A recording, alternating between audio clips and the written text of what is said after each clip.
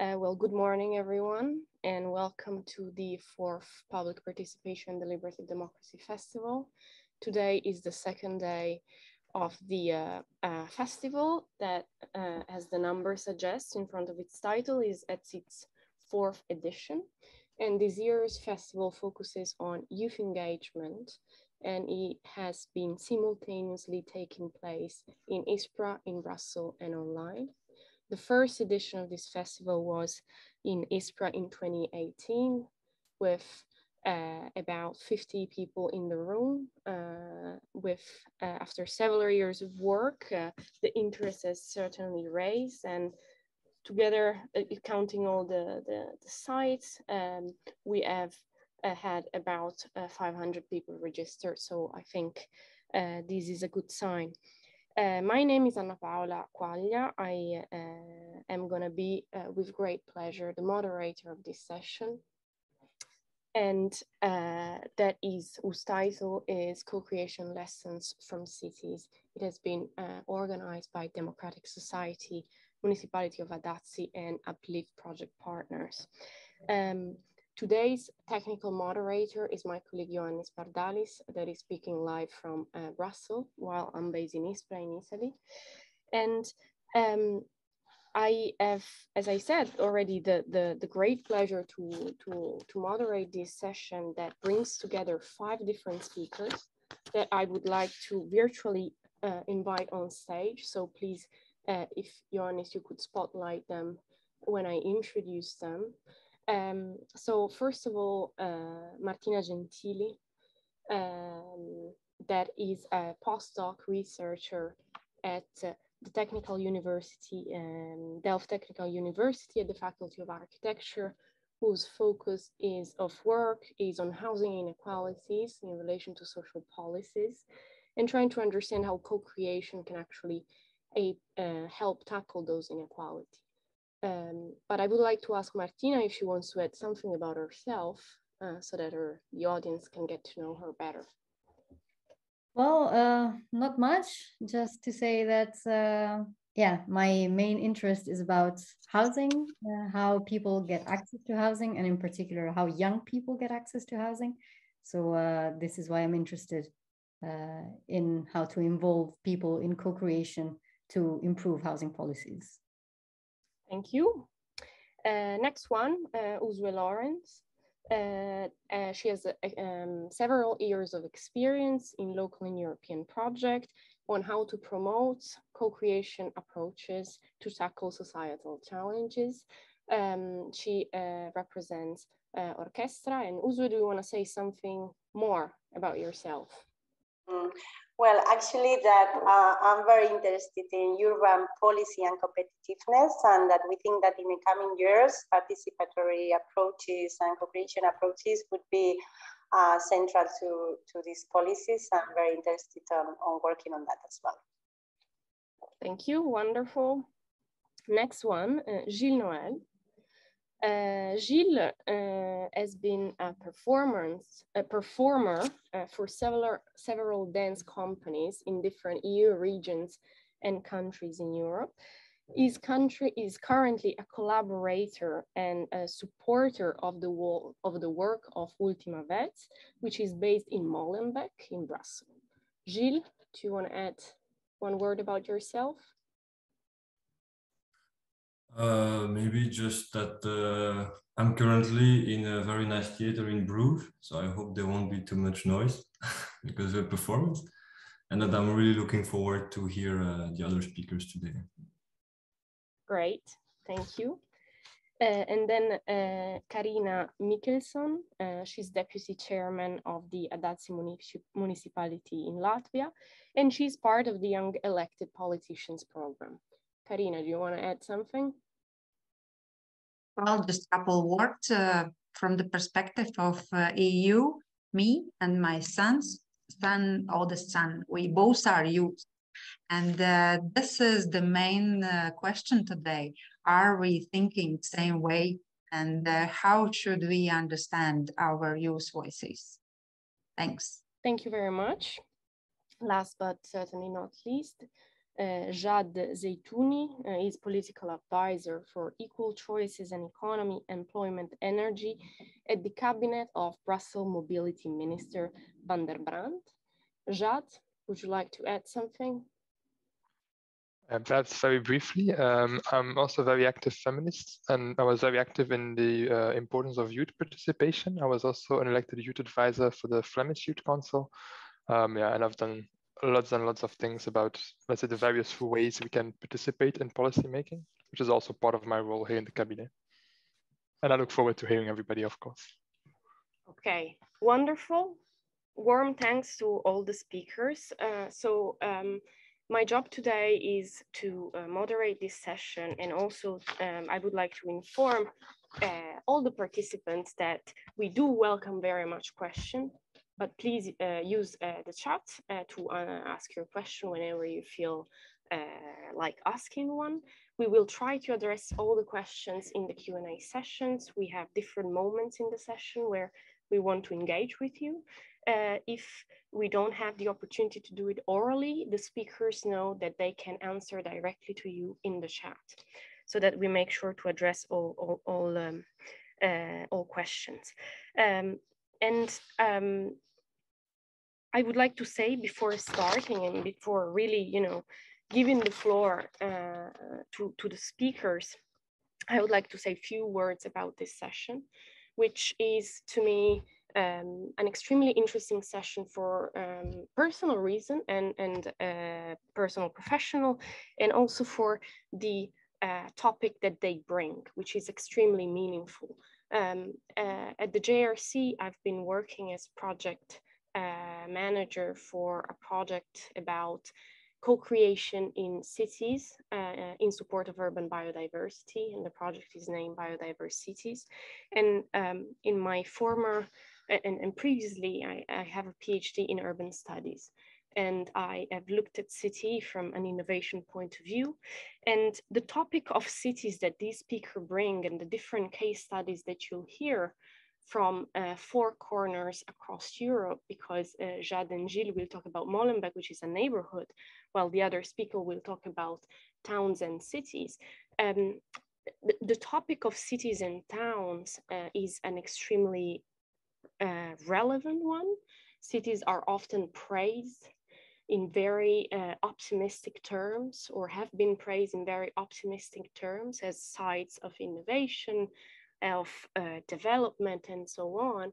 But they are also sites of, if you want, struggle and of great inequalities that become abruptly visible, particularly in cities, and that affect vulnerable populations. So today's speakers will bring about their cases on how to, I guess we could say, how to make cities more inclusive and sustainable by including and engaging youth, first of all, as this is the sort of fil rouge of all the sessions of the festival. So this said, I would like now to invite Martina to present the case study of Amsterdam.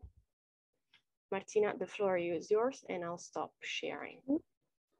Thanks. Okay, now, okay, I think you can all see, right? Okay. Well, good morning, everyone, and thank you for being here to this session. Well, the policy co-creation experience that I am going to present belongs to UPLIFT, which is a Horizon 2020 project that deals with inequalities for young generations and how they can be mitigated by involving young people in the policymaking process in various fields. And within the framework of UPLIFT, we implemented co-creation processes in 4 locations, including Baracaldo, which you will hear about in a few minutes. And in Amsterdam, the topic that we focused on was housing. Now, this is because housing is a serious problem for young people in Amsterdam. There are not enough student and youth dwellings, and the waiting times in the social rental sector are ridiculously long, and prices in the private sector are extremely high. So this affordability problem has negative consequences for young people. from staying longer in their parents' house to finding some creative housing solutions, and all the way to delaying key steps in adulthood and having repercussions on their work and education. Clearly, these problems are caused by structural factors, and it would be naive to think that local stakeholders could single-handedly solve them. But at the same time, we think that it's important to anyway involve young people in the formulation of policy measures to face these problems, because this could lead to housing policies that are more effective, because they are rooted in the real experiences of young people, and they're also tailored to the local context. And also, this co-creation could lead to a new format for policy creation, which is based on a more durable and more trustful collaboration between policymakers and policy recipients. Well, in Amsterdam, the local stakeholders who took part in the process are the Technical University of Delft, which is represented by me now. And we mostly had an organizational and observer role. Then there was the Amsterdam-based housing association Leven de Kei. And then together we involved the Municipality of Amsterdam and Woon, which is an NGO that deals with housing problems. And then once all the institutional stakeholders were on board with the methods and the objectives of the co-creation process, we started looking for young people to join us and form a youth board. Now, our youth board was a more or less stable group of youngsters who would work among themselves and together with the institutional partners for a long period of time, about 2 years. So we were actually looking for committed young people, and we reached them mostly through the network of Woon as a gatekeeper. And they were all between 18 and 29, and we tried to have a balance in gender and socioeconomic and ethnic background. And also because it was such a long-term commitment, the number of youth board members was variable. It ranged from 7, 8, but to about 15, depending on the moment. So as I said, the process lasted around 2 years, and it was organized in 3 parts. You could say in 3 seasons, which we called sprints, and which lasted a few months each. Each sprint was about a specific topic. The first sprint was about temporary housing contracts. Sprint number 2 was about how to make new social housing more inclusive. Sprint number 3 was about providing input on youth housing policies to the municipality. And each sprint followed the same structure. First, there was a problem definition phase. Then there was a phase where potential solutions were elaborated and proposed by the youth board members. And finally, a phase where these proposals were presented to the institutional actors, and then potential implementation was discussed. Now, for each phase, there were multiple meetings, of course. The number was not fixed, but it depended on how much time was necessary to discuss each aspect. And in terms of practical results, the youth board came up with 3 proposals, 1 for each sprint. So in sprint number 1, they proposed an online platform that collects all the information that is available about housing for young people. And in sprint 2, they came up with an inclusive housing concept that housing associations could use, in particular Leven de Kei. And in sprint 3, they wrote a manifesto for the municipality with all their ideas for housing policy in Amsterdam. Now, in terms of implementation, there is a clear pathway only to implement the online platform at the moment, but there is commitment on the part of both the KAI and the municipality to use at least some of the ideas that emerge from the process in future policy measures and new housing construction.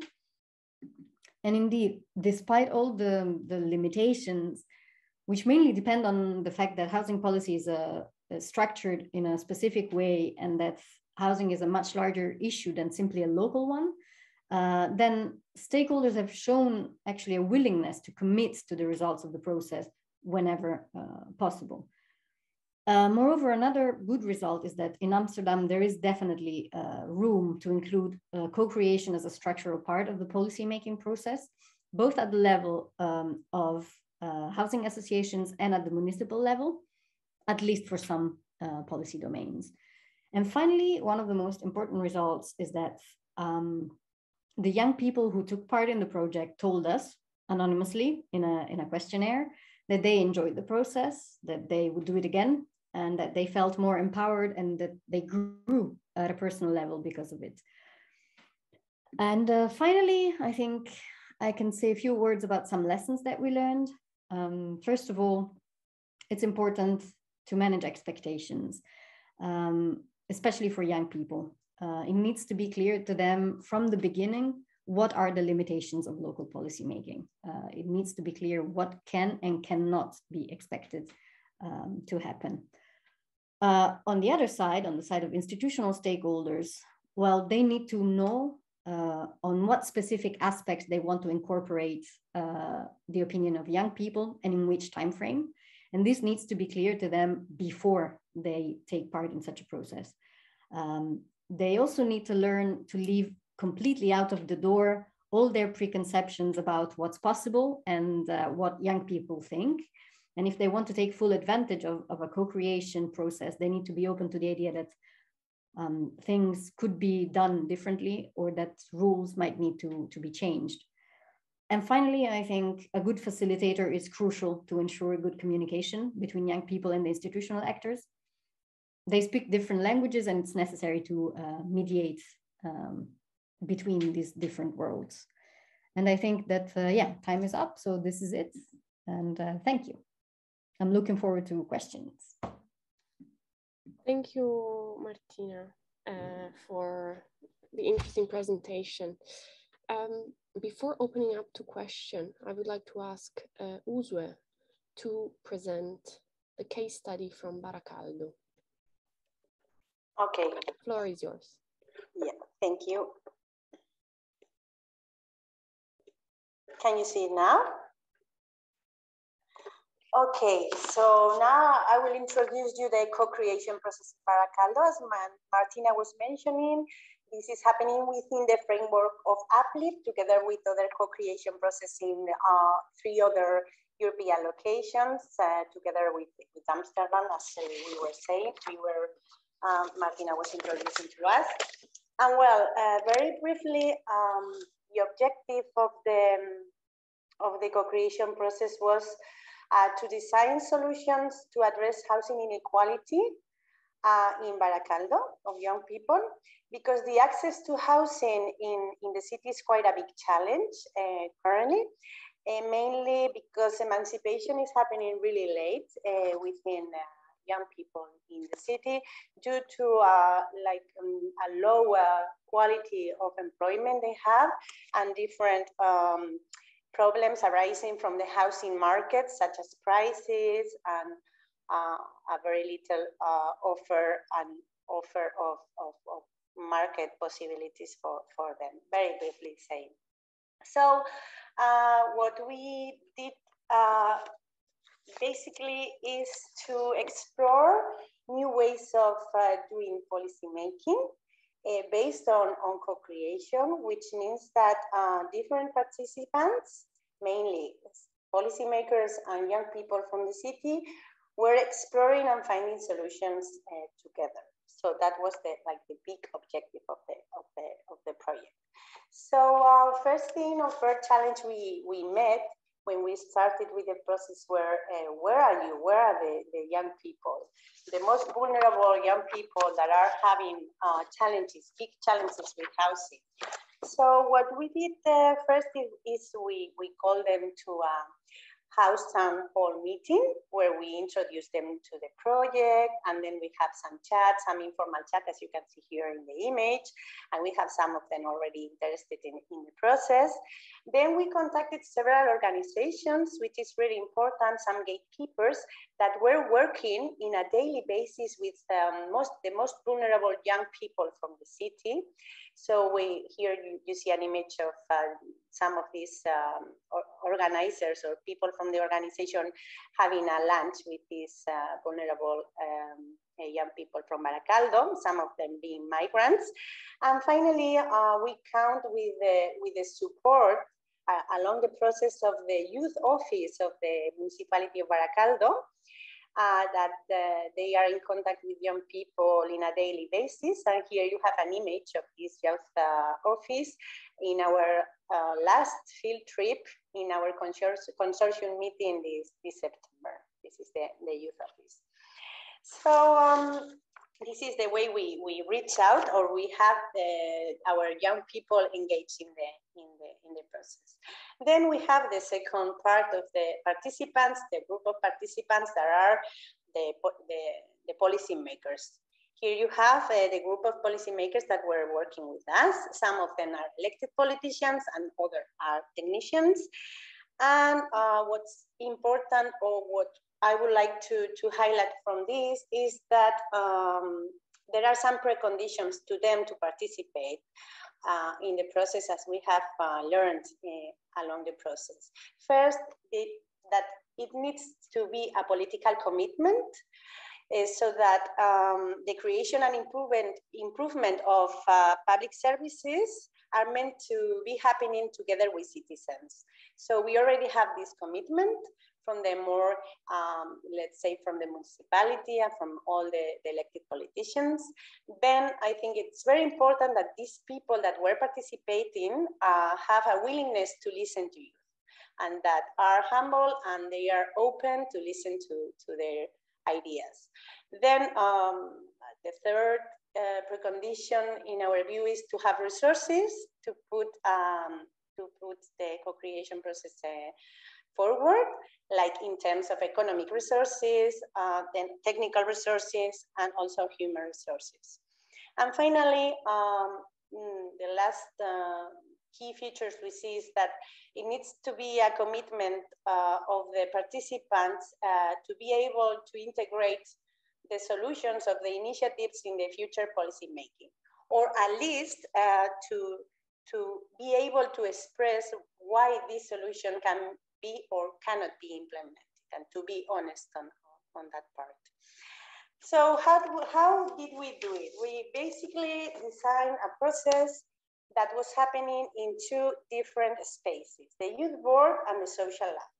So the young people were participating mainly in the youth board and the policymakers in the social lab.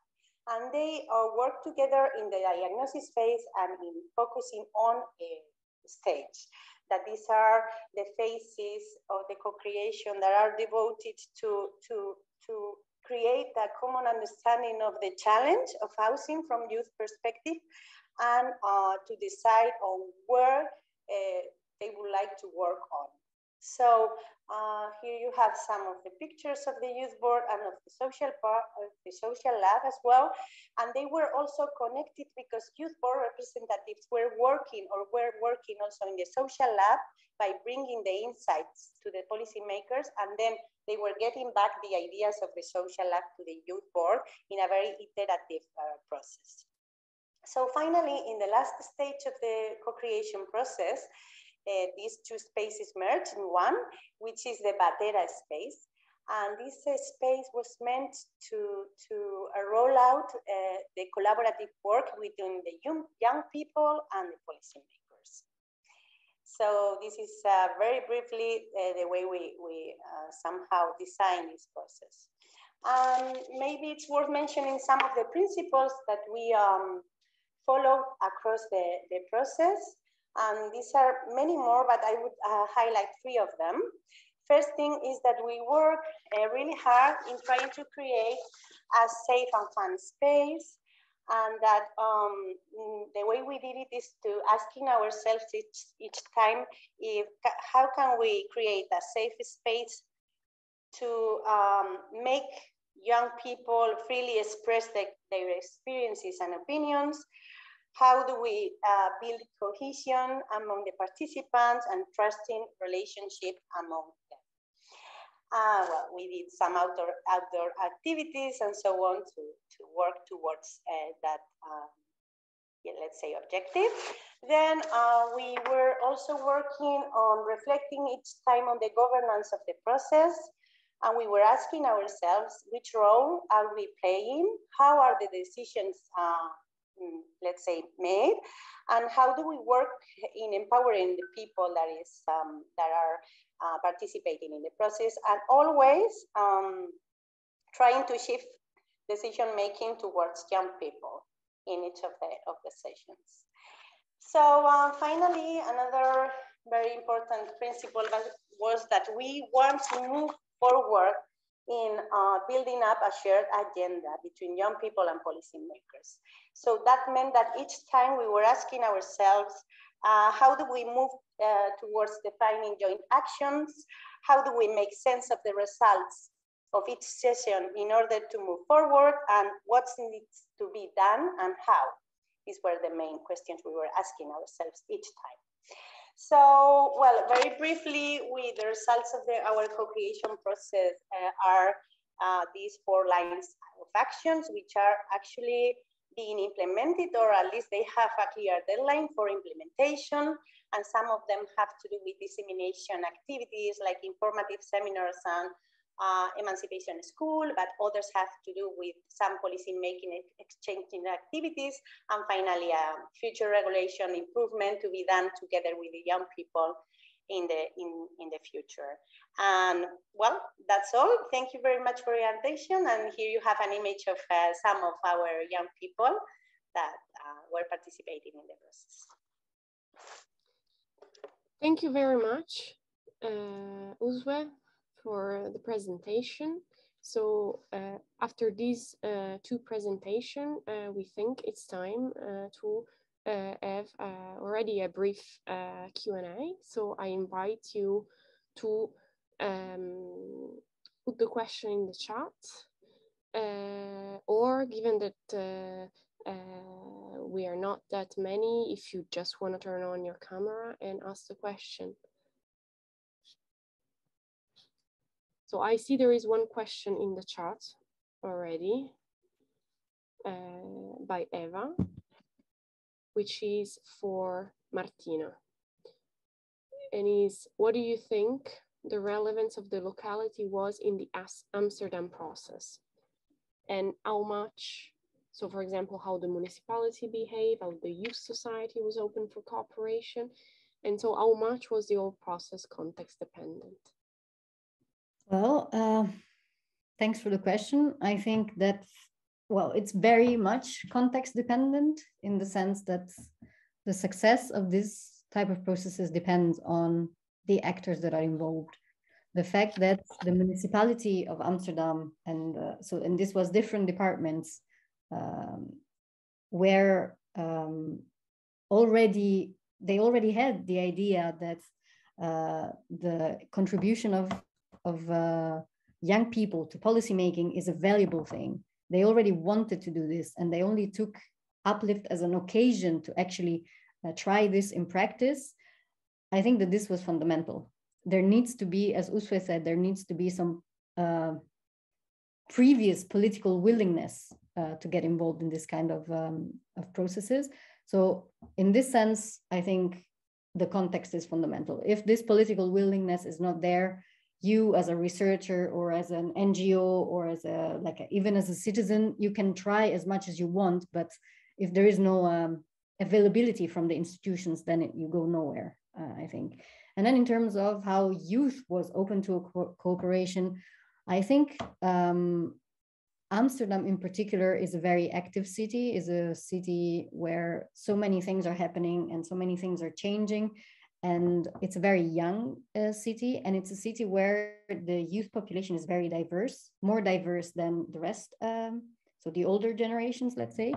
So there is a lot of room for improvement, also of the social relations among different groups in the city. And I think that there is this need to do something. So we did find a lot of young people who were willing to commit to this sort of process. Thank you.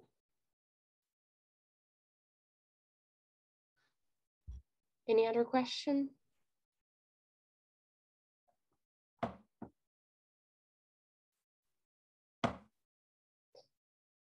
Well, I actually have one, so perhaps I'll ask it to Usue. it's about the challenges that you have met to run this process. Can you name one or two that, in your case, were particularly relevant, important? Please. Yeah, well, I can talk about many of them, but I think I will highlight two of them. First is to have a real dialogue with young people, because I think that we are really far from their language, from their real world.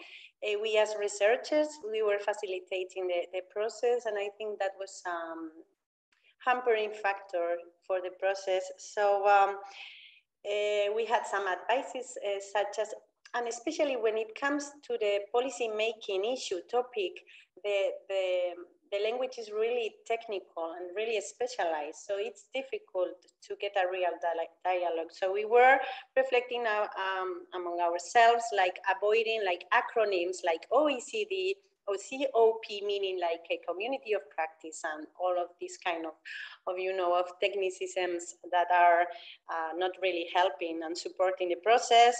And also we did a thing is that we had a young individual working with us who was reviewing all our messages, our presentations, and that's really helpful in order to have a real dialogue with people. And the other thing is that maybe to make them see that the process is meaningful for them. It's like what's the process for? What are your insights, your work contributing to? This is something that it needs to be highlighted every time. I think that's a really important topic. So those were some of the challenges we had, and we had many more, but maybe for highlighting some. Thank you. I think you very much emphasized the importance of having this sort of, you mentioned the word gatekeeper to intermediary figures that allows to translate and sort of almost a knowledge broker. That's right. I don't know, Martina, do you want to say, do you want to give your view on the challenges in few seconds based on your case? So on top of what Usue was telling, which we also recognize, there's also, for us, it was particularly challenging to find, how to put this, truly vulnerable youngsters that would be involved in such a long process. This was time consuming. It was a long-term commitment. So it was very demanding. And because it was a EU project, we could not give any compensation. So basically we asked them to work with us for a long time for free, substantially. So yeah, it means that those who are truly vulnerable get in a way excluded because they cannot afford to spend this much time on something that, yes, it gives you empowerment, it gives you personal growth, but yeah, it takes away a lot of time. So yeah, those who were jobless or homeless or who had whatever other big problem in their life that they had to deal with, it was very hard to involve them for a longer period of time. Thank you. Any question from the audience? It's still early in the morning, so I know it takes, but don't be shy and feel free to use the chat. If there are no other questions, I would suggest to move to the other presentation. And so I would like to invite Karina on stage to present the case study from Adazi. Please, Karina.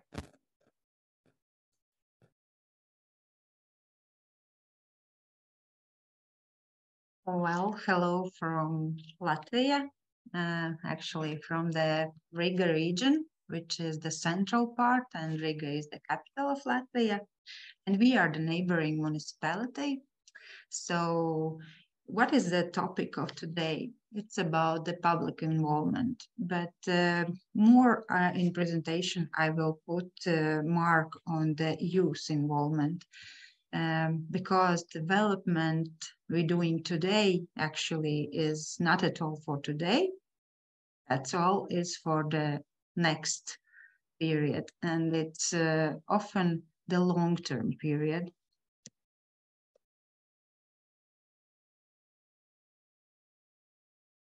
So why it is important and why it is so difficult to involve the public attention for the planning process in municipality. This is the easiest scheme when we show the process and the rule of development documents in municipality. And here we see that we don't even look on the Europe level regulations. This is the smallest part of the Latvia development planning process. And it's very difficult to understand even for the personnel and for the persons who making this process and involving it in municipal or in state level, but how to pay attention from the regular residents. This is issue not only for the youth, but in whole residents in municipality. The process we used to have, and actually it's quite similar in municipalities, is this planning process, and it took less than 2 years. Somebody is quicker, somebody have longer time, but I would like to pay attention that all time is about working together, working with people, working with groups, working with sessions, working face-to-face and working on a digital platform. And actually the previous years show us the challenge, how to attract attention on the Zoom level, on the web level. And what we saw on the point when we need to have the first decision, we saw that actually we get some attraction from the people, but whom we don't hear, that was the young people, youth, and that was make us worried that for the real and the last big decision about the strategic plans of municipality, we must to hear the voice of the youth, because actually all decisions we make are based, the users will become those youths. Those who are now sitting in the school, those who are now maybe studying university, and we hope that they will come back and live here with their families. So how can we create a good area where to live, work, and to be if we don't know what are their needs? So that was what made our lightness in the head. And we start to think how, because we had left not so much time, but how to bring them next to us and how to hear. There was a couple ideas we thought, and we used one of them. And the last point is this children drawing competition. Of course, I don't pay attention so much on what we done before, but when we understand that we didn't hear the kids and youth, we decide to create a competition of the drawings. This is the language which actually every one of us can talk. And what we saw, that there was some political comments that, oh, they will be crazy, oh, they don't understand what is necessary for today. But what is more important, they are not at all involved in bureaucratics. They don't see no frames that something of their ideas is not able to implement. They are quite open in their mind thinking. Now we are in Europe. They are open. They're traveling with their families. They bring ideas, and actually that was very extremely good ideas which was on a table, because they was up to date. They think on their way how they see the quality of the life, and they are fresh. They see all ideas are quite new, and actually that is how they show how this area should look. Still the youth and young people were just a part of the public involvement. But if in the beginning of this first process, when we decide to involve young people, we used to had only 1,000 inhabitants respond to our questions and our workshops. So then after the competition, we have 500 of young people who bring their ideas up to table. But what we see behind of those 500 kids and youth, they are their families, the brothers, sisters, parents, grandparents, because when they make those drawings or when they make designs, they did it at home, they talk about it. Then we feel quite big interest from the society about this process. Through those young people, we actually get more attention from all society, from all the levels. And this was quite good. We saw really extremely more participants who was interested of this process of development, of the planning process. How it was happening, there was 2 competitions, and actually the most interesting was this idea, how you see the municipality after 10 years. And it's very hard for us, even adults, to answer this question, but youth was quick, understand it clearly, and bring up very fresh ideas. And when we got those results, we decided, hey, this is brilliant material, and we use those drawings in all publishing materials.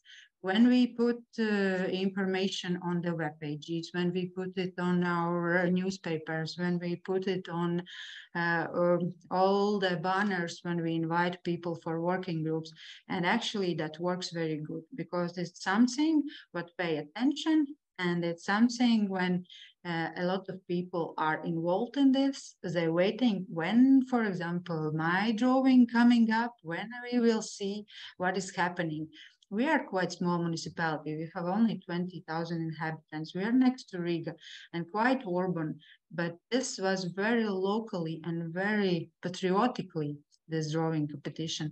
And the second one was the logo. And this was as well very good idea. And well, actually we used one of the logos for our primary school from that competition. That was so good.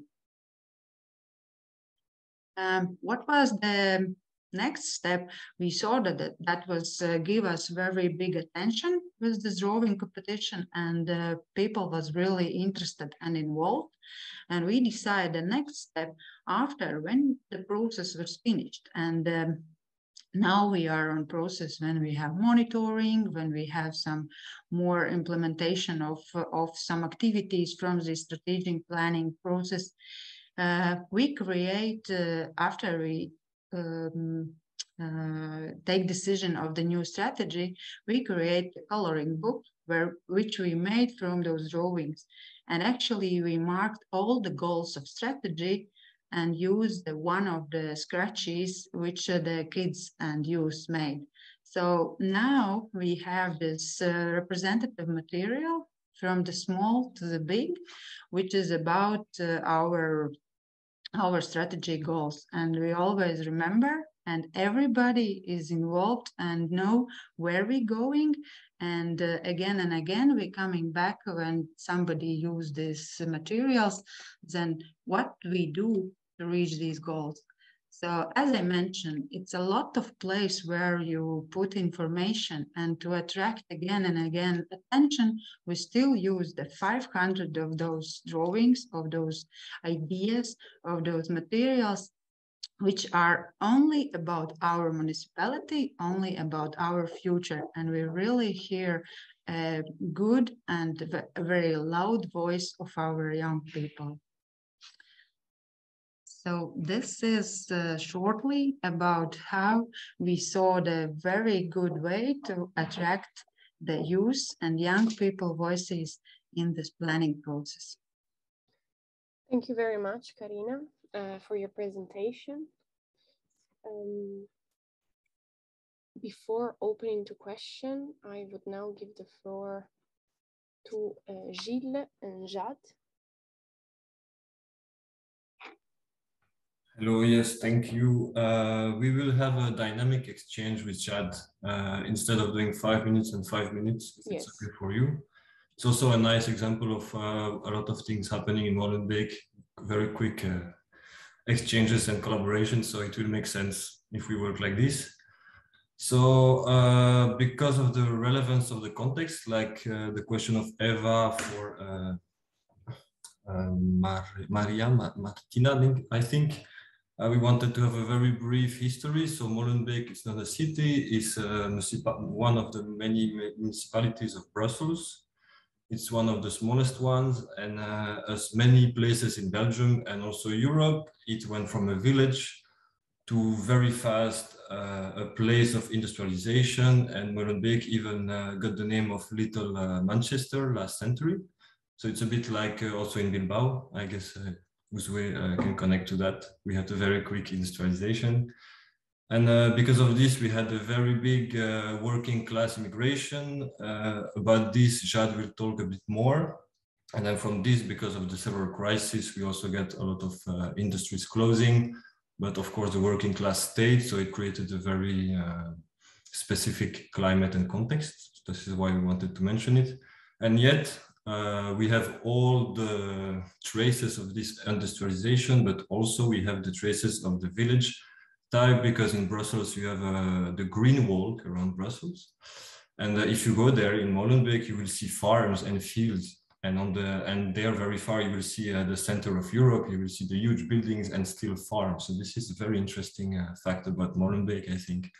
Like all the layers of its history are still actually playing with each other.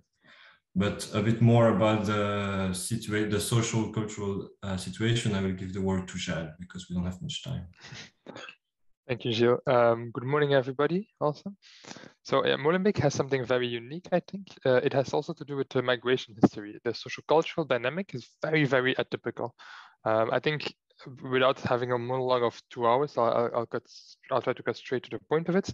The current situation is that you have many people with various different social-cultural backgrounds, even different ethnicities, and it has a huge impact. It has an impact on day-to-day dynamics. It has an impact on how let's say the dynamics are between policymakers, between police, between security things, and between local people, especially because historically the people who would come here to work, right?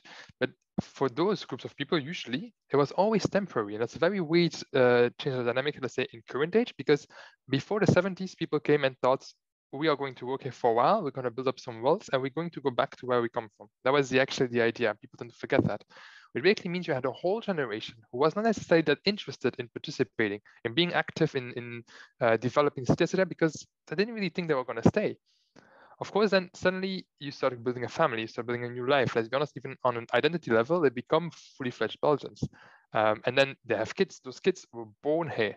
And suddenly you have this change of dynamic of a group that actually by all rights should be present in policy making, should be present in building the commune Molenbeek, the city of Brussels even. And they have all their rights because the parents would be working here. Their parents literally built many of those pretty fancy buildings in the EU bubble. Yet they never participated, they were never present. There's also a very emblematic moment, I believe, in the history of Molenbeek, where in the 70s there was this economic crisis. And so you went from people being here ready to build up wealth to an economic crisis. And it was actually those people, those migrant groups that managed to push Molenbeek through the crisis because they had developed their own economy. They had developed various shops, atypical shops. There was suddenly a very specific niche economy within this industrialized community that's managed to push Molenbeek through.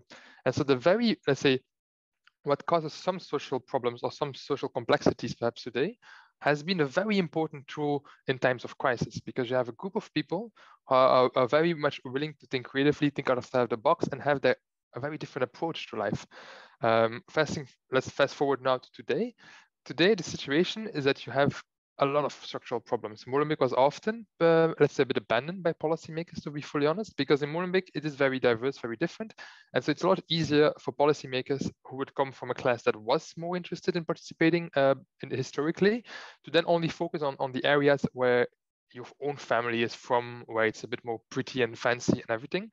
And so a lot of people felt left behind. And now you see this change in dynamic, because now the current generation has, I think, more come to terms with who they are and where they are. Like, oh, hell no, this is our neighborhood.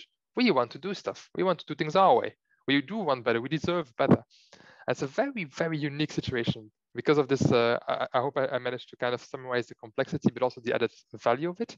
So you have very different groups with various different cultures, but inevitably all locals, right? They all own and have the right to own Molenbeek.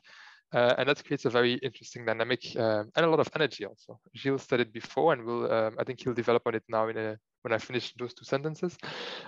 We have a lot of organizations, way more than anywhere else I've been in the world, and I've been to many places in the context of youth participation even.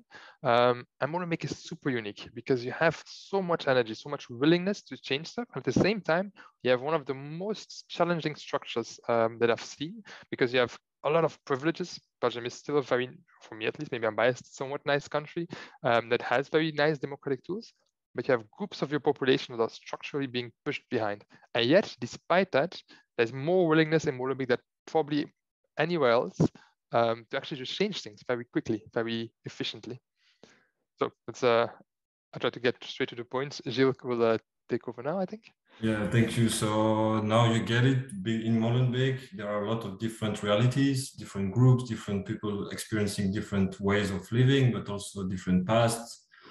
And within this, talking about collaboration, there are many, many networks appearing. Why? Because there are so many organizations, like Jad said. Just around our building, we are in the center of Molenbeek. We have maybe in 2 streets around already 12 organizations. But the interesting thing is that because of this, we try to collaborate, but we go beyond sectors. We are not staying in the cultural sector and the social sector and the education. What's happening, you have several networks, like, for example, Lasso or BROM. They are trying to connect schools with cultural and social organizations to collaborate together for the youth. So because of this, we are actually now trying to find ways how organizations from different sectors can work together for one purpose, just to give space actually to the youth mainly now, but also to every person in Molenbeek. And this is a challenge because there is so much happening. So how can you actually list and follow what's happening? Because maybe what we do, someone else is doing, but we don't know, even though there are two streets next to us. So this is what we're trying to do with networks that are working quite well. But first you have to hear about the network, you have to understand the network. Talking about space, we are a dance center who grew out of a dance company of Wim van de Kebus. And we have, for example, one Atelier Quartier every Saturday where we try to be the most open possible. So it's without subscription, it's for free. People can come one time or every week. It's intergenerational, so everybody can come. And for this, because we won't improvise as experts with newcomers or people with specific difficulties, we work with partners. We work with Fedazil. We work with youth house that know their target audience very well, because we don't want to improvise as experts. And I think this is what's happening a lot in Molenbeek, is that we are not creating tension between the organization, or there is no competition, because what we want, we can all do it together. because, for example, we are a cultural organization and we work with a social organization. We don't have the same subvention, we don't have the same goals. And yes, we do projects together that we can all find our purposes. And this is what came out of these many realities. But talking about space, Jad wanted to add something more specific about public space, which is very important. Because the question that we received, Sheila and I, was to try to tell you all what is unique about Molenbeek and what can be also a lesson learned from the complex situation in Molenbeek. Because of course, we're focusing now on the positive. There's many barriers and many difficulties as well. I think one of the most valuable things, and I also see it in my own daily job on the Brussels level then, it's the concept of reclaiming public spaces. I think that's a very core value you find in Molenbeek that you will not always find as much internationally. And the wording is important because reclaiming, you cannot reclaim something that does not originally belong to you. It's actually a legitimization of local people. I cannot reclaim your shoes because they were never mine to begin with. So the concept, the idea, the philosophy behind reclaiming a public space, the mindset is that it actually always belonged to local people. The only difference is that they, for whatever reasons, they did not have access, they were not taken with, they maybe didn't have the right tools to participate in developing and claiming that space. And so we try to do the mindset that we have in Molenbeek and in Brussels, or we try to have at least, that you have to support people to reclaim their own public spaces. They have their rights. I also have some examples of it. There's Allée du Caille. Allée du Caille is like next to the canal. There's an area that was completely abandoned. Inevitably, it was going to be a security problem as well. Instead of trying to destroy everything and put extra police, what they did was kind of a test phase. And they did, okay, you know what? We're going to actually facilitate access to lots of different people. We're going to make cultural things going on. We're going to pump money in having stuff going on in this weird abandoned little corner next to the canal. And it was great. Allée du Caille is now a very urban, very hip place with a lot of culture. Also myself, I did theaters with a non-profit called Ras El Hanout. Ras El Hanout is like Arabic for the top of the spice thing. It's like the mix of spices, which is very representative of Molenbeek. And as well, it's reclaiming culture. Culture is, in the end, also public space, right? Public space is broad.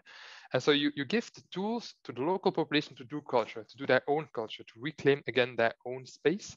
Maybe final example in Ausleg is a very atypical project at Nino Supports. They're also to account on the other side a bit. There's this open space that wasn't really being used well. So they thought, okay, we're going to make a park out of it, a public park. There's not that much green in Molenbeek, or at least on this side of Molenbeek. But then they thought, okay, let's do things differently. And we call it an evolution park, like an evolving park. And the idea is it's an open park first. And then when people are there, we're going to ask them, what do they want in their own park? And so now, if you go now, you're going to think, oh, it's a weird-ass park. It's literally just like a flat piece of grass. But actually, every week, there's like a youth organization called Yes that goes and talks to the people present and asks for their inputs. We have all these inputs, and we are developing the park. We won't have a park in a year because, you know, if you want to do it by yourself, it'll probably be faster. But in 5 years, we'll have a park that will have evolved from the feedback of the people who actually use the park instead of imposing it. Last example, maybe, and then I want to make another point. I just met with, actually before this meeting, part of the reason why I couldn't prepare as much as I wanted, because I wanted to maybe show some pictures. I had a meeting with a guy called Ayub. Ayub is from, his brother died in police violence, and he has this project called Justice for Mehdi. And it's kind of a similar example because in a way, public space is also safety. And they also should have the right to reclaim their own safety. And so it's a movement that comes from a group of people that they themselves are actually going to participate in policymaking by saying, okay, this is what we face, this is what we want to change. And you see that this is really not as common. That in Molenbeek, every week there's this new participation things. There's this energy, this willingness to change. But there's also the access for it, right? We're more and more trying to, instead of subsidizing just security, we're going to subsidize actually positive projects. We're going to give space. We're going to take an open space. We're going to make it nice and pretty, but we're going to make it nice and pretty, but open in the way that it can evolve instead of just imposing stuff on others. Bringing me to my last point I definitely wanted to make. Internally in the cabinet, I'm often a bit severe voice that like comes with a baseball bat in the meeting, which I'm very proud of. I think sometimes you just need a baseball bat. And a term that I like to use is white paternalism. And I think we often fall. It's a very big weakness we have in policy making. What is white paternalism? You have to think historically, paternalism is a term of feminism, right? It was when women were being oppressed in various ways. One of the ways that we did was you would have men deciding over the fate of women. And I want you to imagine how ridiculous it would be in this day and age if there would be like a group of men, a bunch of male mayors, a bunch of male schepenen, like the people deciding on the communal level, with a bunch of cabinets with only men, with a bunch of brainstorm groups with only men again, and they would come and tell women, this is how your living circumstances should be. Sadly, it's still the case a bit, but let's put that on the side for now. But it's also happening for people of color. It's also happening for people with migration routes. And we tend to go to a group and tell them, hey, we want you to participate. But actually, it is not participation. What we want is for them to listen and take our ideas. And that's white paternalism. Participation, the key of participation has to be a quid pro quo. It needs to be, they spend their time helping us do our job in exchange for us making sure that we take with their stance and their perspective and we build the world they want, not the one we want for them. We cannot impose stuff. And that's a very it's a very new thing to actually see it in action, because now you're seeing the consequences more and more. I think Molenbeek, any kid in Molenbeek can tell you, like even a 7-year-old will put you back in your place and tell you, why are you coming to tell me how my street should look? Because yeah, it is their street. That's maybe the last dimension I want to add. So reclaiming public spaces, the value, the philosophy of it, and avoiding white paternalism, I think are core values of Molenbeek that everybody could learn from. I think I'm already way beyond my time, so I'll stop okay. there. Okay. Thank you very much, Jade and Gilles. So I would like to open now to a couple of questions. I saw there was already some exchange in the chat, so it was answering written. Anybody from the audience wants to ask a question to Jade, Gilles, and Karina?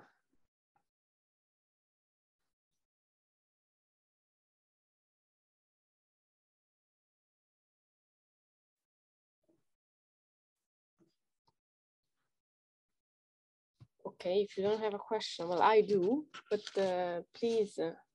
Okay, there is Usue. It is for Usue? Yes, my question, yes.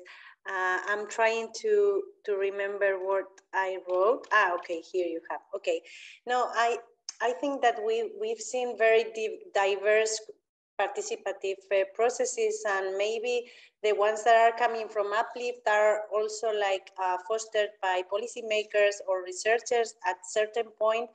But those that Gilles and Jade were mentioning, I'm curious to know whether these, let's say, grassroots initiatives are fostered or promoted directly by citizens from Molenbeek, or which is the role your organizations have in trying to generate the conditions for the participatory processes to roll out. Or I was curious, because I think that it's in this sense is slightly different from previous cases, and I would like to know your opinion, which is in which extent your role is to try to foster these participatory processes from citizens, or whether they are the ones that are like getting the initiative.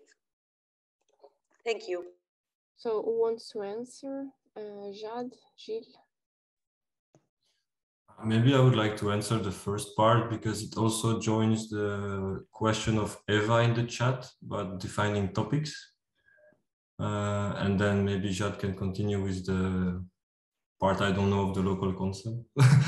But there's a lot of bottom-up or movement in Molenbeek, and I think the organizations are doing their best to also hear those messages, because as a citizen it's very hard to achieve something if you stay alone. So you have to find people with the same purposes, and where do you get this information? So those organizations are trying to be as open as possible, and then with the network, for example, we can say, okay, we have this very big group of women who need this, for example, they need a lot of space for this activity, and maybe other organizations will say, oh, we have the same on the other part of Molenbeek. And from there on, because we are subventioned, we are in contact with the institutions and the people with more power, let's say, not directly, of course, but we can use this message and say, okay, we do this activity because this need appeared. And we hope that this will be highlighted, and the more organizations do it, the more this subject will come back and the more it will be seen. So we try to do this. And this is also how we find, for the question of Eva, how we find different topics and common topics with different organizations. Thank you. I would suggest Jad, 20 seconds, not more. Otherwise, you answer via chat. Okay, then just straight with, I wouldn't say, well, I'm going to be very blunt then. I do see this white paternalist thinking a lot, also in policymaking on the local level in Mozambique, but also on the Brussels level where I function. And that has to do, I think it's usually goodwill, but it is a danger. And the way that it works is that that's why it's so important. What Mozambique can teach, I think, the world is that you need to walk up to the people and remind them that what your rights are, I guess. That's what I can say in 20 seconds. And maybe I'll add a bit of information in the chat. Thank you. And I actually have a question for Karina, and then we move on to the roundtable. So my question is, so based on the case studies that you brought, and I mean, you clearly brought, I very much agree with Usue, this conversation brings together really different kinds of actors around youth engagement, and you bring the case of the institution. So what do you think is the greatest needs? Where do you locate the greatest needs in terms of change when it comes to the inclusion of youth in policy making? Where do you think the change needs to happen? Well, this it actually was sounded today on the session, this different of language, how we talk about it. It's still actually needed. And really, as the mother, I really understand how it is to be the youth. And at home, it's quite easy. We as parents really understand the language we hear and we do. But sometimes when we're coming at work and we put like our white neck, and we clearly forget that we need to talk as much as understandable it is. And I don't say that it's another language, but it's another conversation, another words, another ways of the talk. I mean, at least TikTok is today the way how to put our necessary conversation with the youth. At least some small changes that it should be done. Okay, we can thank do you. it. So it sort of connects to something back that was said. No, it's about institutional listening and ability to understand the other's language. Thank you very much. So I see there are other questions in the chat, and I would kindly invite the speakers to reply to them directly there. We are running a little bit late, which is fine. And now we are at the time, we reached the time of the roundtable. So the roundtable for the audience, I would like to ask some questions to the speakers, and they'll have a few minutes to 3 minutes to reply. And then we will open up again to question. So if Ioannis, you could spotlight all the speakers, we could start. But really, please, to the audience, don't be shy, ask questions, and yes, jump in. So the objective of this roundtable is really to try to discuss issues that are common or and cutting to all the presentation that we heard this morning. And again, thank you to the speaker. I think there were a lot of important things that have been said. And the first question I have is for Usue, and it is about doing meaningful involvement and engagement of vulnerable citizens, and also how to make sure that once engaged, they'll keep being involved in the process. So if you could say briefly, what is your take on that? Yeah, very briefly, I already mentioned it, but for engaging the most vulnerable ones, I think it's crucial to collaborate with a gatekeeper. In this case, in the case of Baracaldo, we were working with Goistiri, which is actually an association that is working with the most vulnerable people in the city, and they are in touch in an everyday basis with them. So I think it was the way of approaching these people, because from our places, the university, or we are a research center, we don't have the capacity to, or the ability to reach out to these people. So that was crucial. I think that's very important.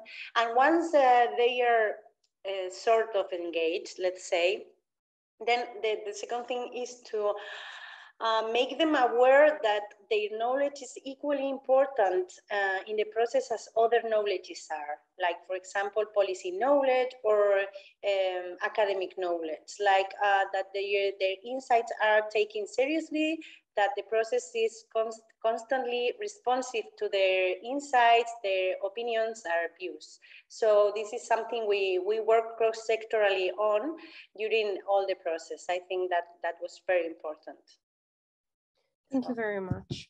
And actually connected to these, and this goes to the my next question, which is for Jad, in which there was in your conversation with Jill, there was a lot of attention to the emphasis was more on vulnerable territories.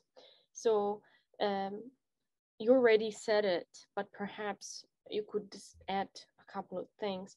What does it mean politically to act, engage, try to involve when you're actually acting in vulnerable territories that are characterized by structural violence, perhaps?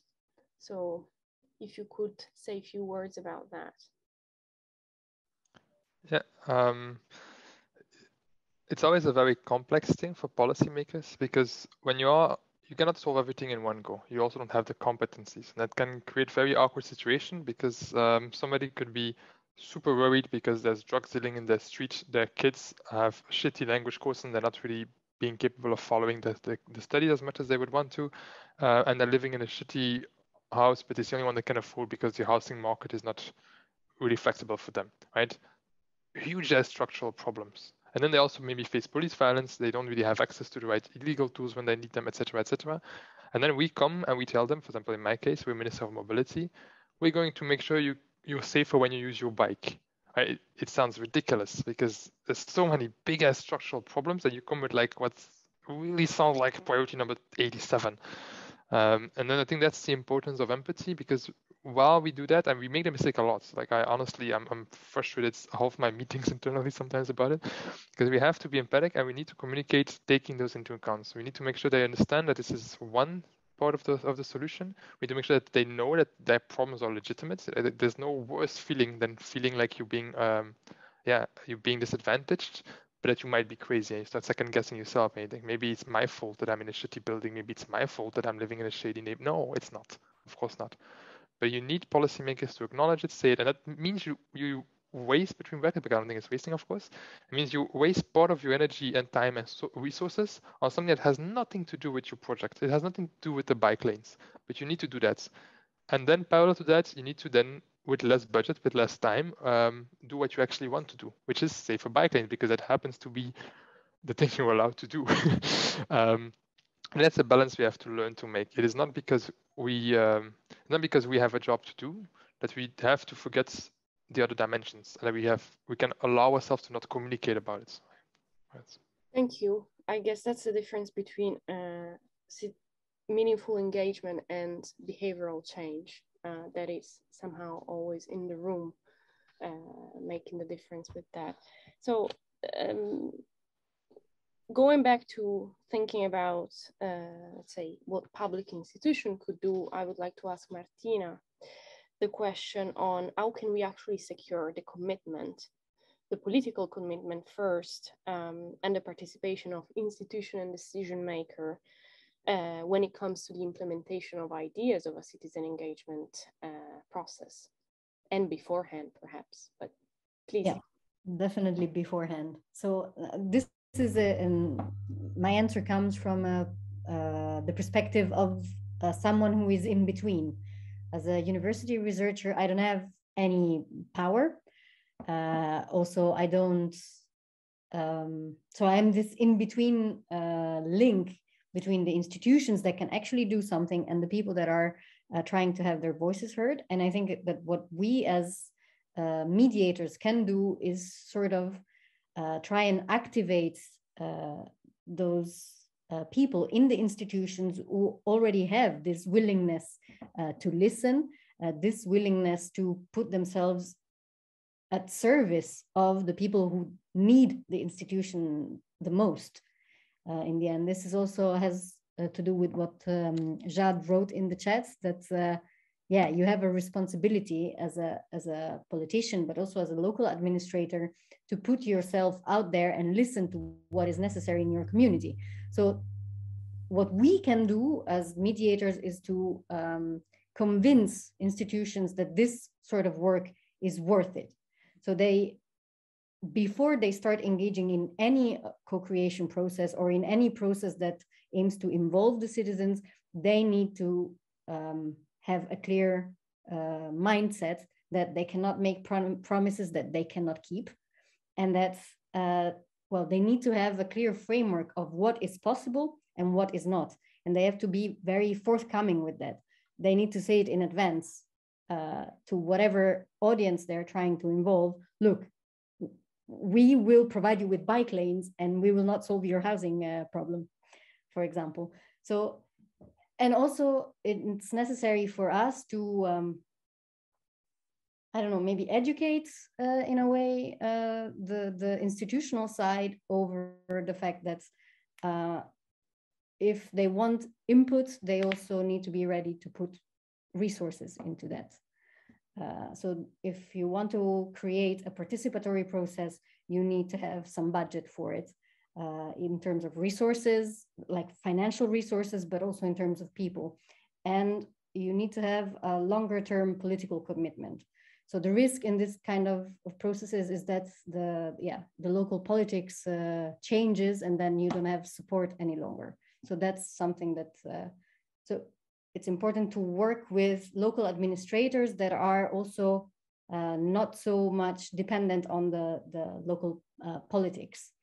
So people that would stay in place regardless of the color of the local government. But yeah, it's also a matter of finding the people that are willing to do the work and finding them before the process starts. Thank you very much. And now going back into a municipality. So the question is for Karina, and it's about, it's actually an important question because it's about what do you do when you have citizen engagement outputs? For example, in this case, you have drawing of children, and how do you use these outputs to actually influence planning processes? And how do you translate them into acceptable institutional outputs? Yeah, it's a very good question. And actually, this is the most important part. And actually, it's linked with Martina's point she already said about this responsibility. If you have this actually conversation, if you hear something, then you are responsible to give the answer. And this answer can be quite easily if you see, and sometimes you can see, say, we just do it. Then mostly the answer is, we are not doing this, but please don't put the dot and just say, but, because, or the reason. What is the reason why it's not happening now? The next step is when it will happen. And this is most important, to bring it the politician to say, hey, this is not our function, but we see that actually society is mostly interested in this. So what we can do as municipality? What is our function? What is our option? And to bring back this, okay, this is the not what we can do or not we are responsible for, but we are bringing this message to ministry or to government or to neighboring municipality, because sometimes there's mostly our interest about some infrastructure fields, and mostly some state roads or railway. There are another institutions who are responsible, but easily to answer what we are doing for this, because we are the locals who hear this problem. And from the youth sometimes is to believe, to understand what are their needs. And there was Jad and Jill actually mentioned a lot that it's quite easy things, but sometimes we are just laughing about it, but it can be a big problem. And this is most important, to bring this message to politicians. I'm coming from administration, and this is my short time when I'm on political level. What I see, it's very important that this administrative level didn't hide some information, that they really bring it up to the table for politicians. And then the responsibility from politicians to give answer what the society understands, what the youth understand, what everyone understands. So I think this would be my answer.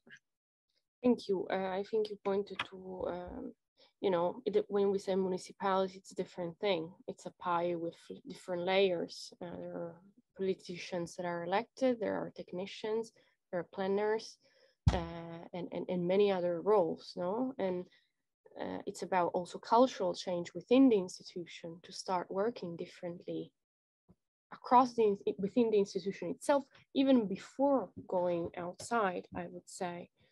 And perhaps this leads to the fifth question, that is for Gilles, that you bring the perspective of let's say the NGOs, third sector, I would say.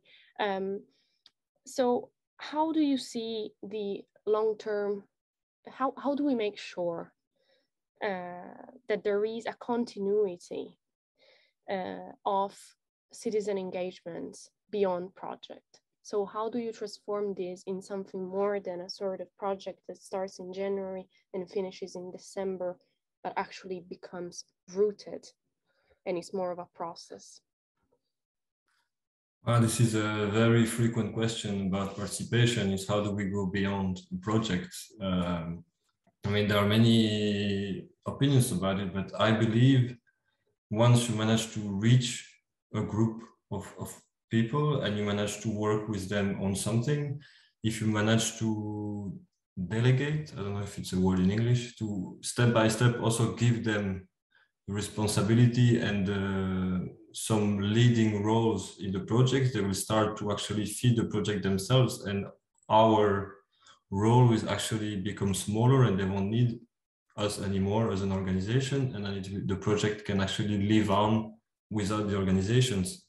I think that's one option, but also what we mainly do, we try to not focus on projects, but more on places. We have a building, so we try that for whatever project people come to our building, they also start to consider the building as their house, as their home, that they can always come. So when the project is over, they still come. So we still keep a contact, even if it's very informal, the contact exists. So it makes that we can still hear from the field itself what's happening, what are the needs. So we are in constant communication. I think that's one important thing to do, to not just appear, do a project and disappear, but actually have a material place where people can still go when the project is over. But it's a very difficult question. Yeah, but I think you gave a very good answer from my humble point of view, because, and this is something also Jad said, but also Usue said, and the critique of Martina to the question I asked sort of points to the fact that there is some work to be done before the engagement even takes place, to build the ground, to go in places where people go. And this is about public life. It's not just about one public participation project, no? So it's about public spaces too. And this, from my perspective, allows to zoom out, no? It's not just about this particular project we're doing. But okay, I would like to ask the audience if they have questions. I'm sure after all this very interesting presentation and conversation, there are.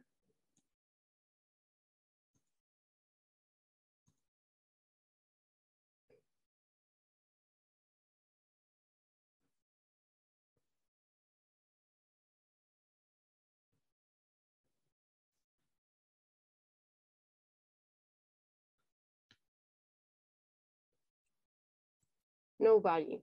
Karina. Well, my question actually is coming from the chat, but I was very interested for that. How is going up with dialogue and communication with the Brussels of the Molenbeek with Brussels? I mean, you are kind of independent, but still part of it. And that was very interesting for me. I didn't hear the answer.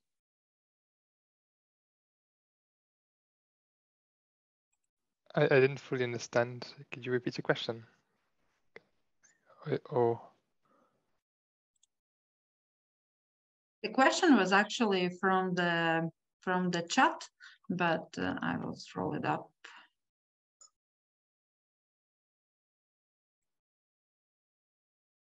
But mostly the question was the Molenbeek and all the activities, and they are somehow linked with the Brussels. And how you build this communication or conversation with the Brussels? I don't know, for maybe some smaller communities, but still you are the part of Brussels. So how it's linked with this? Maybe very briefly first, so the structure of Brussels is you have all the different communes. So Molenbeek, you have Zone 1000 Brussels, you have Anderlecht, etc., etc. And then on top of that, you have the Brussels region. And the Brussels region is its own governments, ministers, etc. So big Brussels is actually a proper region with a government. And then you have the local.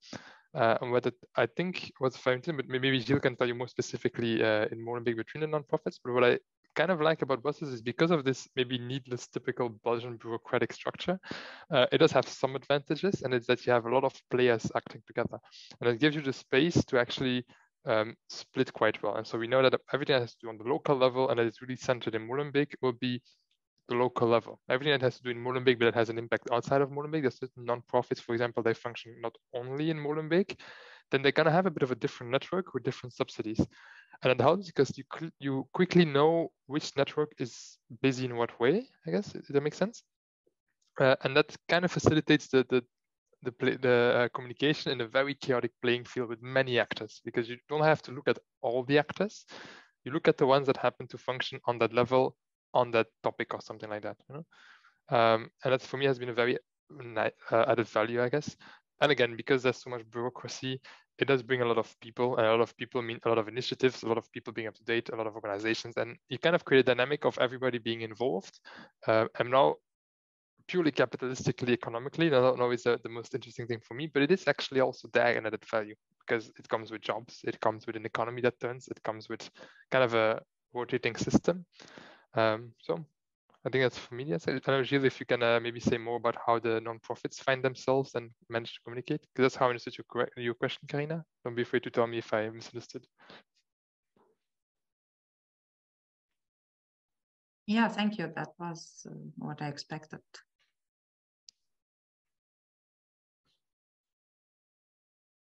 I actually have a question for Martina. So you, I mean, presented a project that focused on housing accessibility and in general on the topic of housing and access of housing by youth. And as you rightly said at the introduction, no, these issues of housing is literally not just a local issue. I mean, it's not influenced just by local dynamics, but this makes me think of the different issues that